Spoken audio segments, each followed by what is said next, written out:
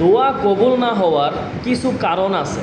আজকে আমি এই ভিডিওতে কয়েকটা কারণ আপনাদেরকে বলবো, যে সকল কারণে আপনার দোয়া আল্লাহর দরবারে পৌঁছাচ্ছে না, বা আল্লাহ তাআলা আপনার দোয়াগুলো এই সব কারণেই কবুল করতেছে না। তার মধ্যে প্রথমত একটি হচ্ছে যে হালাল এবং হারাম না বেছেই আমরা ইনকাম করতেছি, হালাল এবং হারাম তোয়াক্কা না করেই আমরা খাবার গ্রহণ করতেছি, টাকা উপার্জন করতেছি।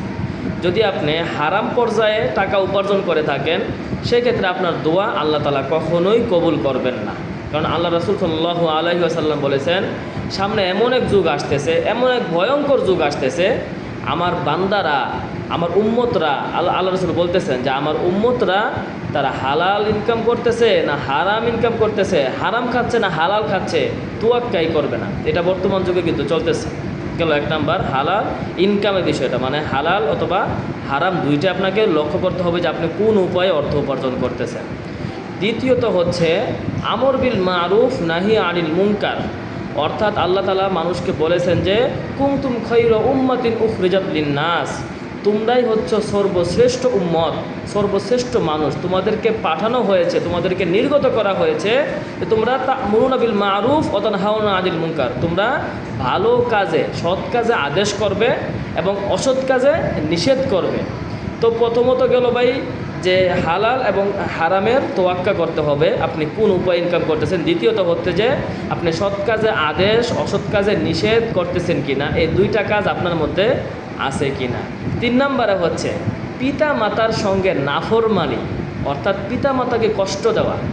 আল্লাহ রাসূল সাল্লাল্লাহু আলাইহি ওয়াসাল্লাম একবার সাহাবীদেরকে সামনে রেখা বলতেছিলেন যে ওই ব্যক্তি ধ্বংস হয়ে যাক, সে ধ্বংস হয়ে যাক, তার নাক কাটা যাক, তার মুখ কাটা যাক, এরকম বলতেছিল। তখন সাহাবারা তো ভয় পেয়ে গেলেন যে আল্লাহ রাসূল এই কী বলতেছে। তখন আল্লাহ রাসূলকে জিজ্ঞাসা করলেন যে ইয়া রাসূলুল্লাহ, ইয়া হাবিব আল্লাহ, আপনি কাকে এইগুলা বলতেছেন? তখন আল্লাহ রাসূল সাল্লাল্লাহু আলাইহি ওয়াসাল্লাম উত্তর দিলেন যে ওই ব্যক্তি যে বার্ধক্যে তার পিতামাতাকে পেয়েছে কিন্তু পিতামাতার খেদমত করতে ত্রুটি করেছে, সে ধ্বংস হয়ে যাক, নাউযুবিল্লাহি মিন যালিক। এজন্য ভাই আপনি যদি পিতামাতার সম্মান না করেন, পিতামাতার খেদমত না করেন, তাহলে আপনার দোয়া আল্লাহ তাআলা কবুল করবেন না। আর 4 নম্বরে আরেকটা বিষয়, এটা হচ্ছে যে যারা কিনা আপনার অন্যের মাল আত্মসাৎ করে, যে কোনো উপায় হোক, কম হোক বা বেশি হোক, বড় হোক বা ছোট হোক, যে কোনো উপায়ে যখন অন্যের মাল আত্মসাৎ করবে, অন্যের হকের উপরে যখন হস্তক্ষেপ করবে, অন্যের খাবারের উপরে যখন হস্তক্ষেপ করবে, তাদের দোয়া আল্লাহ তাআলা কবুল করবেন না। কারণ তারা অন্যের হকের উপর, অন্যের পাওয়ার উপরে কিন্তু তারা হস্তক্ষেপ করতেছে, এজন্য তাদের দোয়াও কি আল্লাহ তাআলা কবুল করবেন না।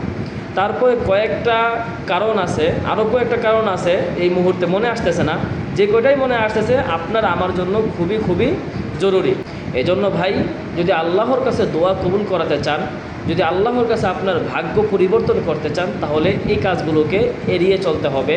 এবং এই কাজগুলো অর্থাৎ পিতামাতার খেদমত করতে হবে, সৎ কাজে আদেশ অসৎ কাজ থেকে নিষেধ করতে হবে, এবং এই অন্যের হকের উপরে কোনো প্রকার লোভ লালসা রাখা যাবে না, এবং অন্যের হকের উপরে কোনো প্রকার হস্তক্ষেপ করা যাবে না, এবং পিতামাতার সম্মান সবসময় আমরা করব। তাহলে আপনার আমার দোয়া আল্লাহ তাআলা কবুল করবেন। এই শেয়ার করে পৌঁছে দিবেন যেন সকলেই এই গুরুত্বপূর্ণ বিষয়গুলো জানতে পারে।